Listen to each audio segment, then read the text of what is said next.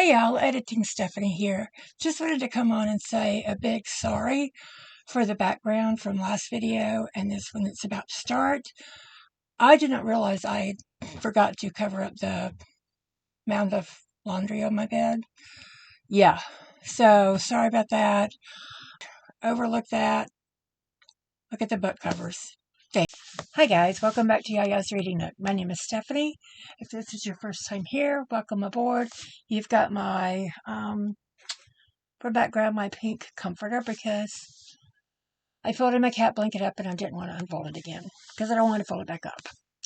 Anyway, this is my little roundup of my most favorite and least favorite of 2025. I'm not going to say I love them. A couple of them I did. And I'm not going to say I hated the books that I didn't really like that well, because they just weren't for me. Books are meant to be written for everyone. And I just was not the person for these 4 books that I wasn't too thrilled with. So we're going to start with those because I always do this. When someone says, I've got good news and bad news, which do you want first? I always say the bad news because then you can top it with good news. So here we go. And like I said, these aren't, well, one of them I thought was kind of badly written, but a couple of them aren't. It's just the story behind them. So the first was The Great Divide by Christina Enriquez. I had got this book a while back from Book of the Month, and I started going to a book club at Parnassus Books in Nashville, and this was the book they were reading the first time I went. So as a history major, I love historical fiction, and this is a historical fiction, and I thought this would be a great read. I can't wait to read it. I can't wait to discuss it. It is about the Panama Canal and it being built. What they don't tell you are like the people who designed it, the engineers, the architects, why they picked that area of Panama. Why was it because there wasn't as much land that they could get through it quicker, or was it the waterways? How deep the water was. What was it? This was a story of I don't know how many people, and I got confused. And I didn't really learn anything about the Panama Canal or the Panamanian area, except that there was a lot of malaria and it was hot and sweaty and nasty. Because these people are getting hot, sweaty, and nasty. And this is back in the time when there was no AC. I don't even know if people in Panama have AC now. I don't know. But yeah, it was an okay book. It just did not go into what I wanted it to go into, which, like I said, as a history major, I want to know the background of it. I want to know why France, who tried before the U.S. did, could not get it done. So I gave it like a 3. I haven't decided yet if it's going to go to McKay's in February or not. I'm just going to have to sit on it a while. I don't really think I'm ever going to read it, and I don't know of anyone that's going to want to read it. So it's either going to McKay's or it's going to my free little library that I have at work. My next one, I thought it was going to be a really good one. I thought I was going to love it. All the Other Mothers Hate Me by Sarah Harmon. It's not a badly written book. It's just a book that was too long for me. It's about a mother named Florence, and Florence used to be in a girl band.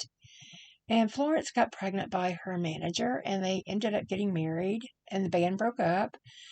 And then Florence and her husband broke up, and he married one of her ex-bandmates. So now they're all living in London, doing what they do every day, which is he goes to work. His new wife is with the kids. She does the mom thing. Florence, at times, still thinks she's in her teen girl band era. She will put little Dylan to bed and she will go out and party for a while, and then she'll come home and he'll have to wake up the next morning to even get her to take him to school And she can't drive anymore because she lost her license because she drove and drank too much, or drank and drove too much. You get what I'm saying. Anyway, Dylan is around 10 or 11 years old. I think he's like 10. And there's a kid in his class named Alfie. And Alfie is the bane of Dylan's existence. Alfie is rude. Alfie is pushy. Alfie is a terrorist in the classroom. And, Dylan just wishes Alfie would disappear. Well, one day they go on a school field trip, and Alfie does just that. He disappears right out of the blue. Nobody knows what happened to this kid. He is from a very well off family. He's going to be inheriting a frozen foods conglomerate when his parents are gone. And Florence is like, okay, this is sad, but let me get my child out of this place because it's well known that Alfie and Dylan didn't like each other. So Florence has decided, after finding Alfie's backpack under Dylan's bed, that maybe Dylan could have had something to do with it. So she's going to have to go hunt Alfie and find Alfie to make sure Alfie's still alive. The twist at the end was weird. I didn't get it. Maybe I'm too old to get it. I don't know. It was just weird. And it was an okay book. It just wasn't for me. Like I said, this one I'm pretty sure is going to go to McKay's. I bought it thinking it was going to be a fun, wild ride. Now she is, I must say, Florence is snarky. And I like that about her. But you can't be snarky when you're worried about your child maybe have done something to a classmate. I mean, this is serial killer vibes if you did. You know what I mean? So anyway, let's say goodbye to that mother. The next one, it's not that I didn't like the book. It was well written. It's the first one these 4 books are the first books I've ever read by these authors. So maybe I should give them another chance. What do you think? This one was well written. I've seen nothing but great reviews about it. But I just didn't like the characters. They were witches with a B. And it is The Hunting Wives by May Cobb. This is a story that centers around a woman named Sophia. And she and her husband live with their little boy in this affluent neighborhood in Texas, outside of Dallas. And she wants so bad to be in this one clique that's basically run by a woman named Margot that she will do just about anything. I mean, if Margot said, lick the dirt off the ground, this girl would do it. The only problem is Margot's best friends with a woman named Jill. And Margot is not a very nice person. And Jill just doesn't get it yet. She will, eventually, she will. There's also a woman named Callie who's extremely jealous of anyone that comes into their circle because she wants all the attention that Margot can give for herself. Okay, so you got the picture. They're a bunch of rich people behaving badly. So what these women like to do is they like to go out by the lake where their little rambling houses are, and they shoot skeets. And then they get dressed and they go out to Dallas or other areas and go to nightclubs and pick up men.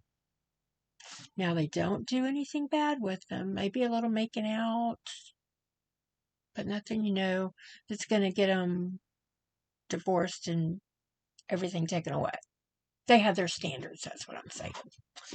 And Sophia gets mixed up in this, and she keeps thinking to herself, I have the best husband at home. I love my husband. I have the sweetest little boy at home. I love my little boy. I gotta stop this. Her best friend is not in this little clique. She doesn't want to be in this little clique. And her best friend's the only one with a brain in her head, y'all. Seriously, she is the only one with a brain in her head. But Sophia gets mixed up in some stuff, and then she tries to get herself out of it, which takes a good portion of the book. Like I said, it was well written. I'm going to try and make a book again. I just didn't like the characters. I was rooting for a couple of them to, But anyway, that's neither here nor there. That was The Hunting Wives by Makeup. Now this last one of the ones I'm not so thrilled with, I should have DNF'd it. But I thought, you bought it, you're going to read it. I can tell you to DNF it all day long. But me, it ain't going to happen because I spent money on this book and I want to know the ending. Maybe next time I should just skip to the final chapter and read it. Because Evika and the Hollywood Wives by Kirthana Ramsetti was not the book for me. This is about a 20-something woman whose twin sister has died. Her mom and dad have moved back to India, and she decides to stay in LA because she's trying to write a Hollywood movie. And she bartends at night. And a lot of times she bartends for these big Hollywood parties. Well, one night she's bartending for kind of like the governor's ball party, like an after Emmy Oscar party. And this guy who's very well known, I don't think knows who he is, but those in the acting community do, has won his 4th award, big award. Now, he is all full of grandeur and all about himself, and he comes into the bar with the award ceremony after party with his little trophy, and he goes to the bar, and he catches Evika's eye, and Evika catches his eye. And they start talking, and she, tells him she's just got out of school. She's a writer. She's trying to get her manuscript published, picked up by maybe a movie, producer and all this stuff. Well, this dude has been an actor, a producer, a director, a writer, probably built the sets as far as he's concerned. He's done it all. He's at least 40 years older than her, and he can help her out. And she's excited about it. Who wouldn't be? So they start spending time together. She kind of dumps all of her friends. She kind of, puts her roommate to the side. Eventually, they start dating. Eventually, he gets her to move in with him. And then he starts doing, I think is it called gaslighting, where they kind of tell you what you're doing is not so great and stuff. He starts doing that. Then he starts being very manipulative. And he doesn't want her hanging out with her friends. He wants her all to himself. He goes on like little work-related trips. And if he's gone more than a couple of days, he's got his housekeeper watching her. Okay, girl, get out. That's what I was thinking. I got so mad. I was getting madder and madder. My blood pressure was going up. Heart rate racing again. Because I was mad at this girl. They eventually get engaged. And then she decides she wants to know, well, what about his other wives? Why did they split up? Well, one of them left him. That was the first one. I think the second one died in a car crash. And I don't remember what happened to the third one. But she's wife number 4. And she wants to know stuff about him. And he ain't telling her. Okay, you're 25 years old. The man's almost 65. Or he is 65. He could be your daddy. He might could be your grandpa, girl. I don't know. But she marries him. And I'm like, I just can't anymore. I just can't. But it's a train wreck. I gotta watch the train wreck. You gotta. There is a bit of a twist at the end, maybe, because she finally meets his first wife, who tells her all this stuff, and she's like, he's done that to me too. She's like, girl, you gotta get out of there. Anyway, I didn't like it, but I kept reading it because I'm a sucker for, punishment, I guess. Give me your worst and I'll just sit here and take it. So, anyway, on to something better. My first book is one that was recommended. The first 2 were recommended by Michaela over at What Michaela Reads. I will link her below. And I never heard of these 2 authors, so I never heard of these 2 books. The first one was Strange Sally Diamond by Liz Nugent. I listened to this one. It's about a 40-something-year-old woman who, when she was about 5 years old, she and her mom were found. They were being held captive and they were rescued. Well, her mom ended up in a mental institution, and the doctor that saw her when she was taken away from that situation, he and his wife adopted her. And they raised her out of the spotlight, raised her kind of like in a cocoon, is what it felt like. So Sally didn't really have any way of thinking like everyone else does. They homeschooled her. They taught her what they thought she needed to know. They just forgot to prepare her for life after them. And so when her father dies, she just kind of doesn't really know what to do about stuff. And she does have help from some people that were friends of her parents.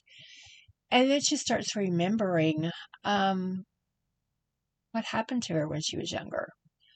Not only that, we get the perspective of the man's son who took the son of the man who took the woman, and what happens with him. It was a really strange book. It says it's dark, compelling, and deeply moving. Ruth Ware said that, and it was. I loved it. And I couldn't tell if Sally was neurodivergent or if she just wasn't raised to know how the world works, if you know what I mean. Because a lot of things, she just didn't have a clue. When her dad died, she tried to cremate him because that's what he would do with the animals when they died. But she just didn't know that you have to have the fire a lot hotter when you're cremating an entire person than you are when you're cremating a cat or a dog. Some of the others, Lucy Foley said it was jaw-droppingly clever. Paula Hawkins called it shocking, disturbing, and utterly original. And Lisa Jewell said a truly incredible reading experience. That it was, Liz. That it was. So the next one that Michaela recommended was The Last Party by A.R. Torrey. And this is about a woman named Perla. And she's got a fixation on a man who's on death row for killing two friends of his daughters and trying to kill his daughter when she turned 13 on her 13th birthday. I think it was 13th. Anyway, the back here says 23 years ago, a birthday ended in blood. It's about to happen again. Now, Perla is wacky. She's crazy as a bed bug. I think maybe a bed bug's more sane than she is because she's got a thing for this killer. Her husband, just going along. She'll be in a restaurant and this lady was choking and she's like, I'm a doctor, I can help. And he's like, oh, sweet Jesus, no, not again. She's always doing stuff like that. And he's like, please, just stop. And she's like, no, I like it. She'd be crazy. But the man in prison starts getting a visitor named Tim. And Tim wants to know what really happened. And the guy says, well, I'll tell you. I have nothing left to lose. I'll tell you. And every time you come visit me, bring me something from a different fast food place. And I'll give you a little bit more to the story every time. So they strike up a conversation that way.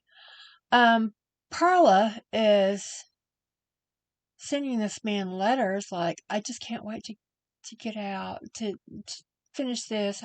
I can't wait to do what you did. I can't wait to... Lady, you're crazy. You're bat crap crazy.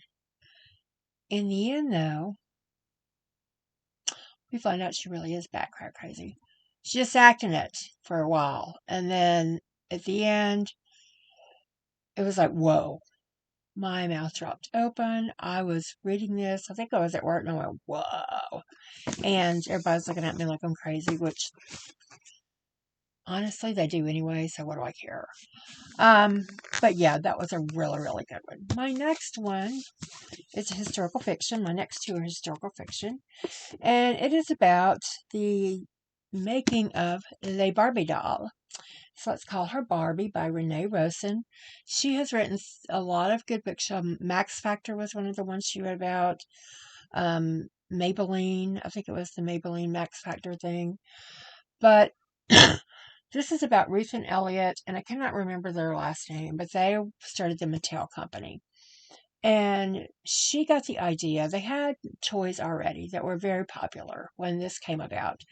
But she got the idea from a doll that she bought on a trip when she went to Germany. And it was actually a doll that was supposed to be a prostitute.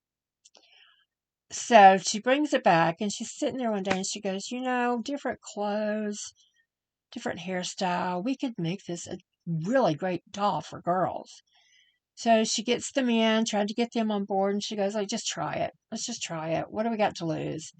So they had to find someone who would come in and design clothes for a 12-inch doll that is thick, pencil thin. And they had a couple of girls come in, and they were just doing all the designs. They had one guy who he was kind of like the guy that gets everybody to make it. But he went to China, I think it was, and got a contract with them to make prototypes for a while. And they finally got the right prototype, but they wanted to give her a name. And Ruth was like, well, I got it on a trip with my daughter Barbara, so let's name it Barbie. She'll love that. No, she didn't. She was embarrassed. She didn't want this doll that was supposed to be a prostitute doll to have her name. Okay, she's like, Mom, please no. And her mom's like, nope, her name's Barbie. Deal with it, get over it, move on. And it took a while for Barbie to become popular. People at trade shows did not think it would sell. Girls want big baby dolls. Girls want, to have the little baby bed, to be like a mom. So they decided to have people come in and look at the doll, see if they would think little girls would like it. And they bring in the moms, and the moms are like, oh my gosh, no, no, no, no, no. You are not going to dress my doll like a hoochie mama. But they had all kinds of clothes for her. Bring in the little girls of these mothers, and they're like, oh wow, a doll that has clothes that will fit it. It comes with clothes. You can buy the clothes. It has a car. It has a beach house. It has a camper, because I had a Barbie camper. It has friends. So then Barbie needed a boyfriend. And that was a fun one. They basically, from what I remember, took a G.I. Joe prototype and gave him blonde hair and a tan. And what do we call him? Well, Ruth and Elliot had a son named Ken. Let's call him Ken. Mortified by their parents, Barbara and Ken had to go to school knowing that there were two dolls named after them, and the two dolls were boyfriend and girlfriend, Barbie and Ken. But they eventually got over it, grow up, move on.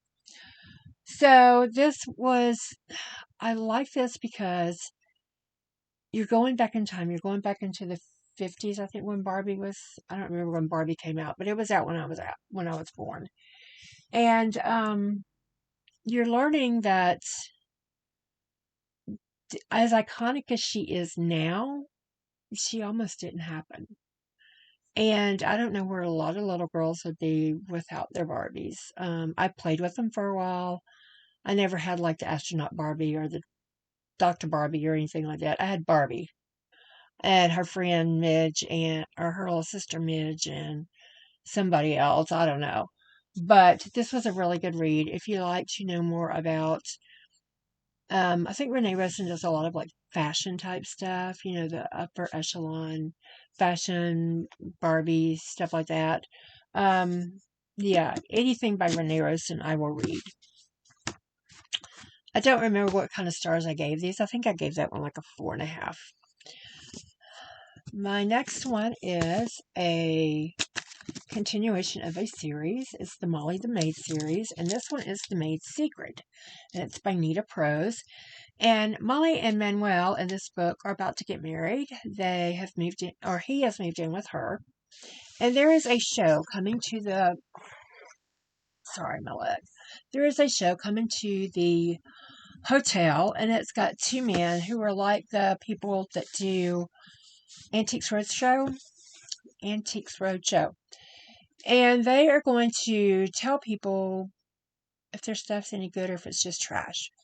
So the manager of the hotel allows the people that work there to bring in some stuff before the show and they can get it appraised. Well, Molly doesn't really have a whole lot. She's got stuff left by her grandmother, but she takes in this egg. And, everybody's like, oh, this wasn't worth anything. This was sentimental, blah, blah, blah. Well, when they look at the egg, they're like, oh my gosh, Molly, you are about to become wealthy. Wealthy beyond all means. You can have $1 million wedding, you still have money, because this is a lost Fabergé egg. Molly faints. I mean, what's a girl to do when you find out you got a multi-million-dollar egg? You faint. But unfortunately, the egg gets stolen. But it gets returned. And what I liked about this book, particularly in this series, is that every other chapter is Molly's grandmother's diary entry. And it starts out when she was like early teens, I guess, early mid-teens. And she was raised by wealthy parents. She was very affluent. She had, maids. She had cook. She had housekeeper. She had a nanny. All sorts of things. And her father, when she's in maybe high school, his business starts to go under and he's trying to save it. And her mom lives in the land of delusion, thinking they're still rich, thinking nothing bad's going to happen to them. And all Gran wants to do is go to college. So she gets a chance to go to this school to prep for college. And she meets the nephew, I think it's the nephew, of the housekeeper. And of course, they fall in love, which they're not supposed to because she is better than he is. Because he's dirt poor and she's not. Well, she kind of is, but, she doesn't know she is. So anyway, it goes back and forth between the diary of Gran and what's going on with Molly and the egg and all this stuff. I really liked it because you got to see Gran grow up. You got to see how she was when she got pregnant with Molly's mother. Molly's mother makes an appearance and she's crazier than a bedbug.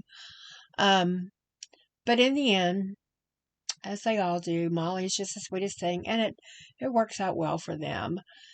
Do they give up the Fabergé egg and take millions of dollars? Or do they just say, no, we don't want to do that because Gran gave it to me? And the biggest mystery in this is, how did Gran get the egg? Because you just don't, when you're dirt poor, you just don't find a Fabergé egg on the side of the road and know what it is. So that is the mystery behind this, is how did Gran get the egg? Well, it is solved through the diary entries. So great read. I really recommend it. Molly the maid is neurodivergent. She's very literal in the sense of anything that is said to her needs to be said exactly how it's meant to be. And I have a grandson that's the way we are with him because he is neurodivergent. My next one, I actually got to meet the author and have her sign it. And this is the first book of hers that I've read, but I have all 4 of her books. And it's Stacy Willingham's Forget Me Not. This is about a woman who, her name is Claire. And when she was about 11 or 12 years old, her older sister Natalie climbed out of the bedroom window and got in a van with some people and was never seen again. That broke up her parents' marriage. So when Claire was old enough to leave home, she left home, went to New York, went to school there, and has never looked back. Well, she gets a phone call from her dad one day and says, your mom's been hurt, and I need you to come home and help her because she can't get around very well. Well, Claire does that, and while she's home, she decides she's going to open up her own investigation because the police just did not do anything to help them out. Like a week they looked for her, and then it was, oh, well, we don't know. She's probably run away. She'll return when she wants to. Um, Spoiler alert, she doesn't. But yeah, she meets this group of people, this man and his wife, and a man that lives on their um, farm with them. They have a vineyard, and she gets a job working on that vineyard and taking care of not just the grapes, but also the fruits and vegetables and stuff like that. And she finds a diary of a girl that had went missing. And she's kind of thinking maybe this place has something to do with my sister's disappearance. This was a edge of your seat, hold your breath at times. I've never read anything like it. Stacy Willingham said she kind of did it on the coattails of, like, what's that guy's name? Charles Manson, with the family and the farm and all that. That's where she took that inspiration for this. Like the backdrop of the bad people.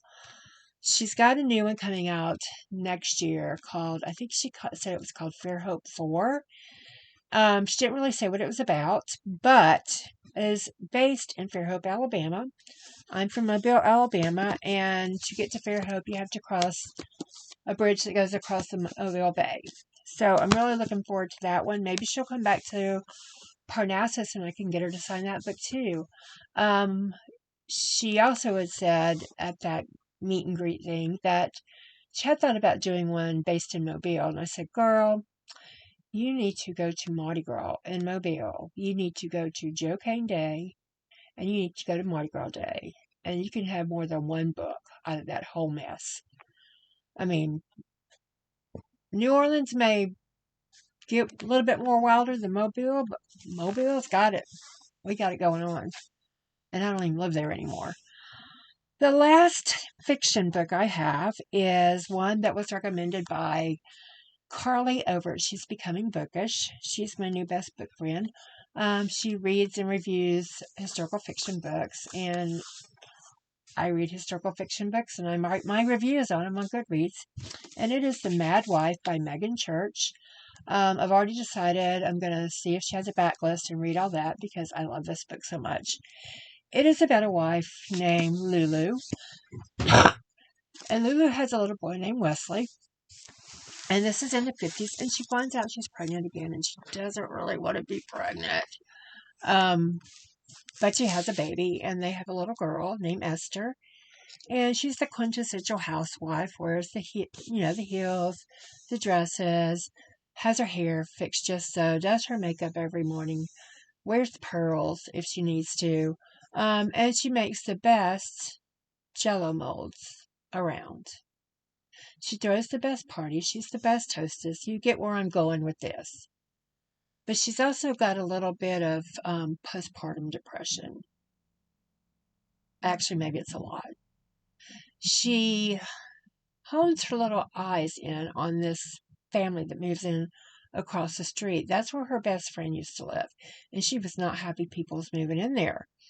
So she decides she's going to get to know these people. And by doing that, she also decides, their cat, in her view, she doesn't steal the cat. The cat comes over because it's just lonely. And she's lonely. She doesn't want to be a housewife anymore. She wants to live on the farm where she grew up, but she knows that her husband wants to be in the city, and that's where they are. In-laws don't really like her. She don't really like them. But we see some problems show up with Lulu. Not only does Lulu steal the cat, Bitsy's cat, she breaks into the house across the street and rummages through private papers. She goes over there one day for a card game with some friends and critiques the inside of the woman's house, what kind of furniture she has, what kind of lighting she has, what kind of knickknacks, pictures she has. And she's just, That crazy. But in the end, we'll see why. There's a big twist in there, and she gets taken to a sanatorium, and we find out why. It is, back in those days, they didn't have anything called postpartum depression. They called it hysteria. So the big blurb in here says they called it hysteria. She called it survival. Anyway, yeah, she's got a couple of other books out that I want to read, and I love this book. Thank you, Carly, for recommending it. It was fabulous. Now, the last two I have are nonfiction books. I do not rate them because they are somebody's life. And if somebody's going to tell you their life story and you don't like it, that's on you. That's your perspective. But if they're going to tell you their life story, spill their guts to you, the least you could do is say, okay, this is your story. I can't say you're right or wrong. So the first one is I Want It Off Goodreads, Future Boy by Michael J. Fox and Nellie Fortenberry. And this is Michael J. Fox's telling of how he was working on Family Ties, a TV show in the early 90s, I believe it was. And he was going into his third season, and there was a movie being made called Back to the Future, and Robert Zemeckis wanted him in the movie. The guy that was playing him that was playing Marty McFly, the original one, wasn't a good fit. And so finally, Michael J. Fox's manager made a deal with Robert Zemeckis and said, you can have him at night, but he's got to work here at the studio on the TV show during the day, and he has to film Friday nights because they filmed before live audiences back then. And he's basically holding the show together because Meredith Baxter is out on maternity leave. She had to go on bed rest because she was pregnant with twins. So he's having to hold down the fort there, plus he's having to drive an hour to get to the other place to work on the movie. And they let him do a lot of ad-libbing type stuff.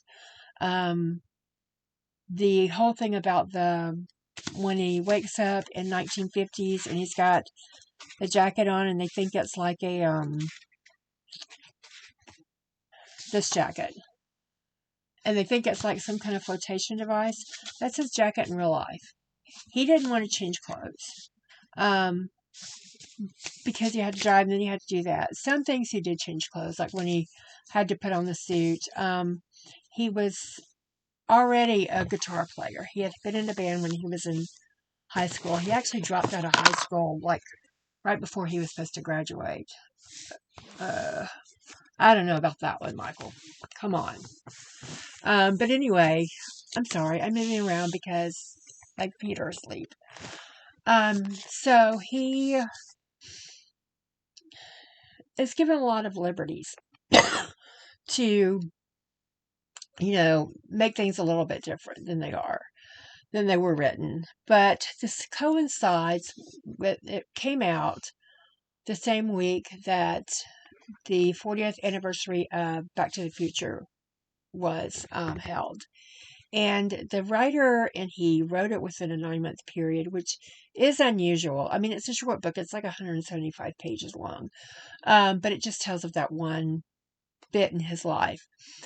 And they said, we want this book written. We want it to coincide with the 40th anniversary because we're releasing the movie back into studio movie theaters, which I didn't get to go see, and I was really depressed about that.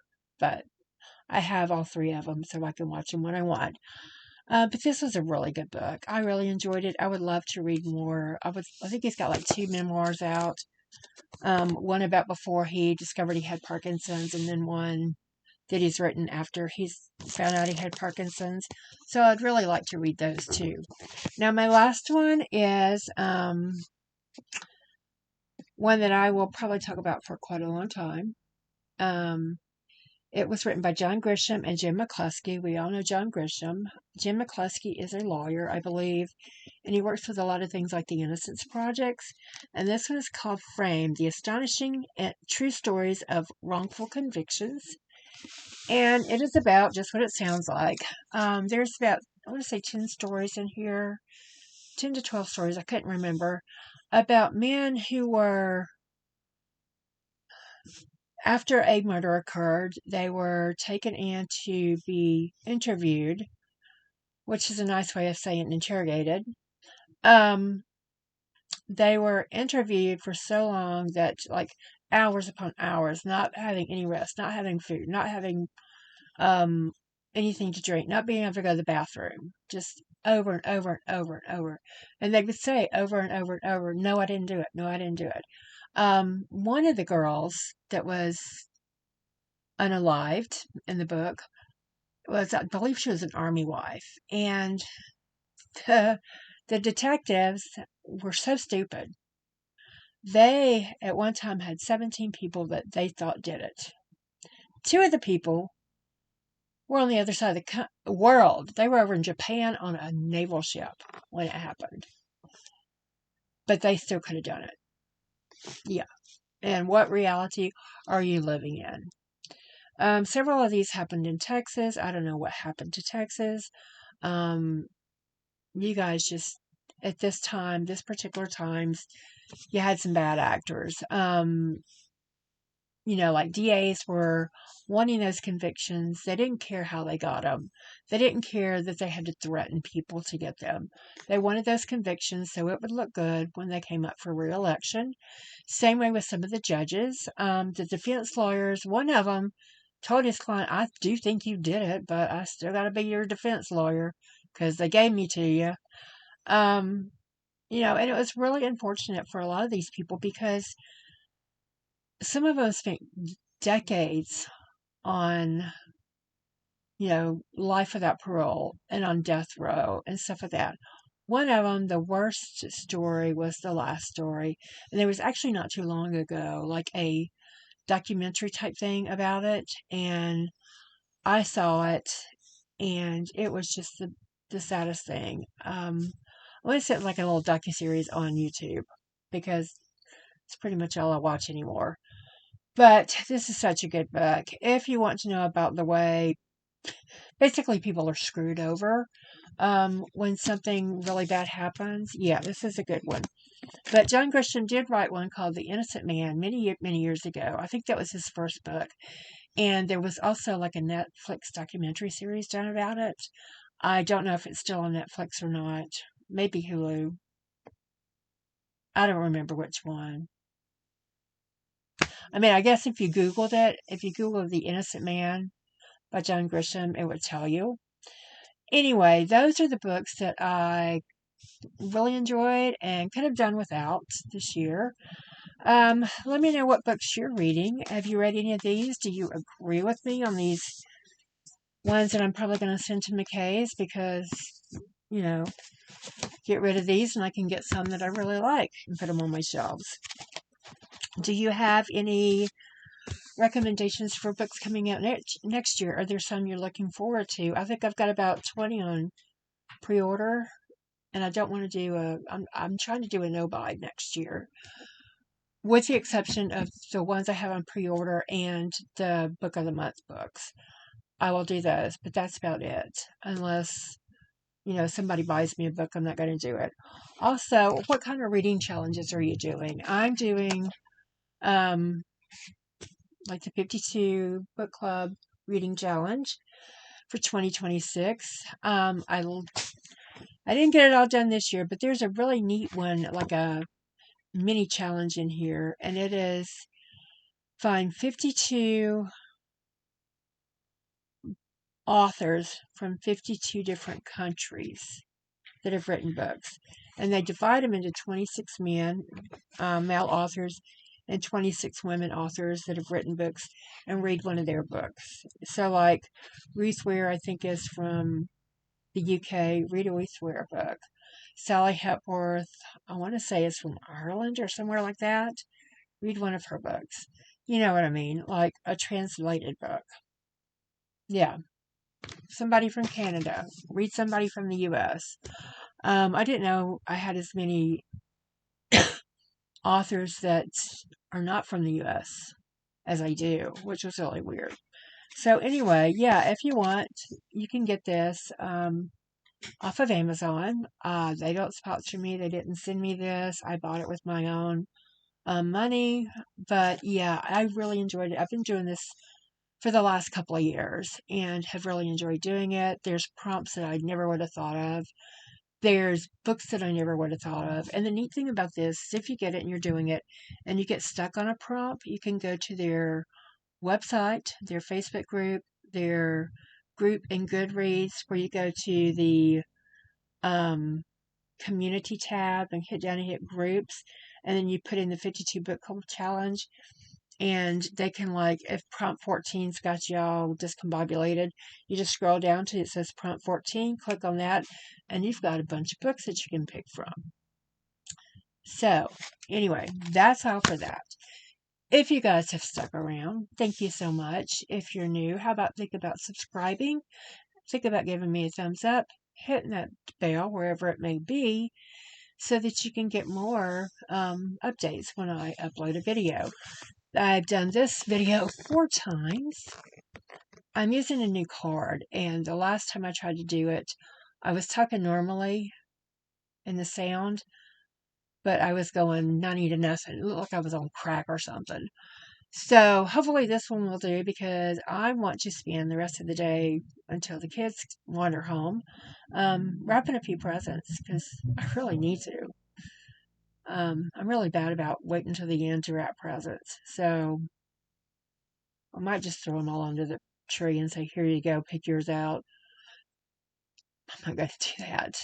You know, the kids love unwrapping presents. And the little babies do too. I think a good Christmas, Merry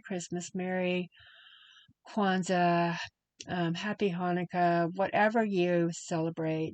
I hope it's a good one. I hope when the new year comes around, you're happy, healthy, and a little bit wiser.